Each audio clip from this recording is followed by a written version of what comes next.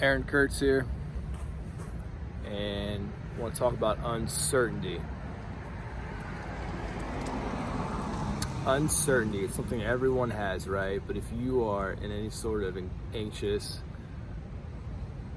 OCD situation, you have to acknowledge and become aware of your intolerance of it, your intolerance of uncertainty. And this is, to me, it's a backbone, a very fundamental element of the development of OCD, from going from anxiety to OCD, and sort of our behavior and how we develop it. So what do I mean intolerance of intolerance of uncertainty? Well, so much in life is uncertain. So this is sort of, there was a study done and it looked at beliefs related to children who develop OCD symptoms, and they looked at 4 different beliefs, and one of the main predicting belief was this belief that there's uncertainty is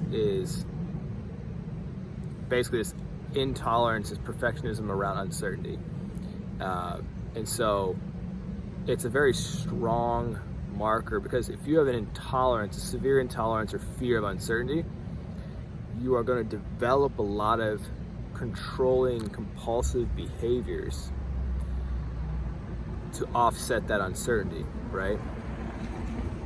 This is why everybody deals with some level of uncertainty, but how much does it become pathological and lead to this, what we find in obsessive, compulsive sort of thoughts and behaviors? So,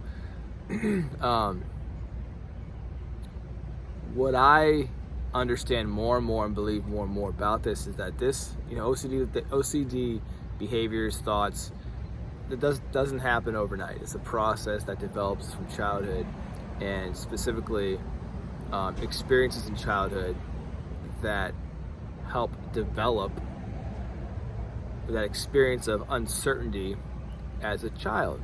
And so we develop, this is one aspect, we develop this inability to handle the unknown,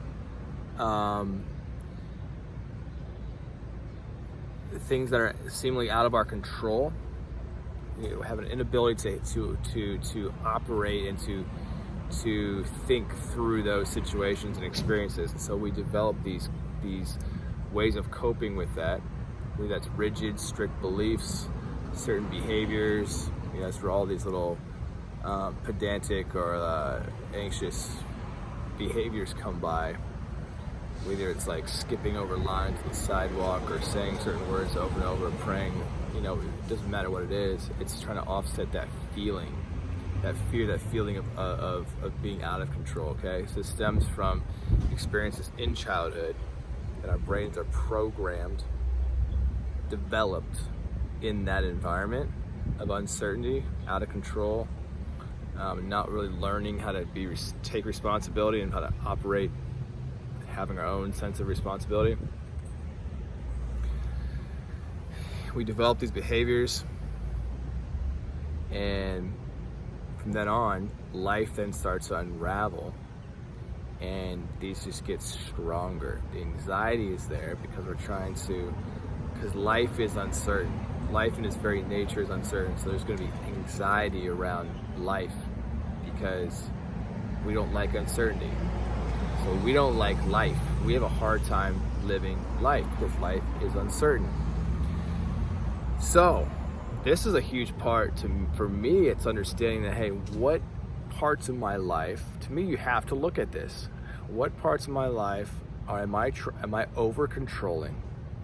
Am I trying to be certain about? Now, I've talked about this a lot in other videos. For me, it was life after death. Being certain about life after death, for me, it was through Christianity. Am I going to heaven? Am I going to hell?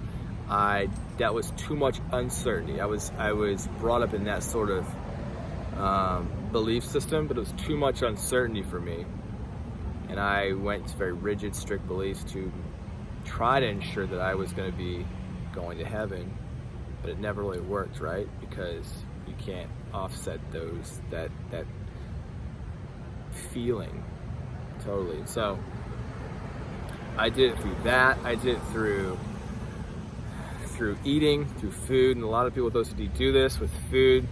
And by the way, a lot of people without OCD are doing this as well with food. But it's feelings of uncertainty about your body, about your own worth, feelings about how you look, self-image. You can use food as a way to control those feelings, manipulate them through extreme rigid diets. Okay, so anything strict, rigid beliefs or rules, that's what we're going to cling to. That's going to give us a sense of security in face of that uncertainty. So I did through that. I did through even fitness, trying to get the right fitness routine, the right perfect. Whenever you're looking for the perfect this or that, the perfect belief system, the perfect behaviors, the perfect this, that's coming from, that is a desire to overcome those feelings of fear and out of control. And those are exactly the feelings we want to be with, we want to expose. So there's no way you can do lots of things to overcome this, but your symptoms, what your life of this OCD is telling you is that you have a hard time with uncertainty.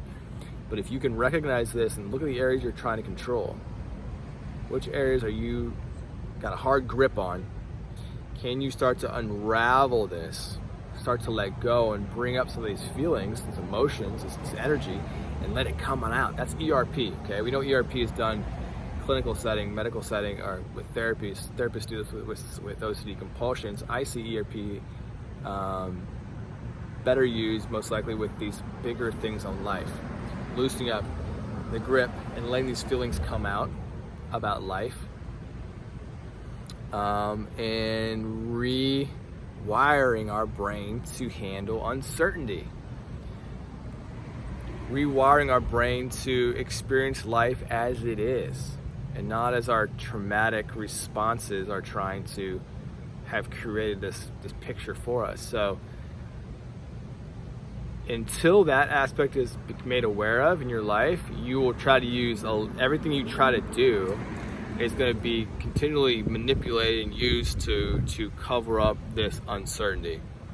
And all these good things, even therapy, a lot of people in OCD therapy are just using it as a form of trying to hide those feelings. But good therapy should be to expose those feelings and to strip away, to slowly strip away and peel away all that layers of control we've built up, okay? And trying to mask these feelings.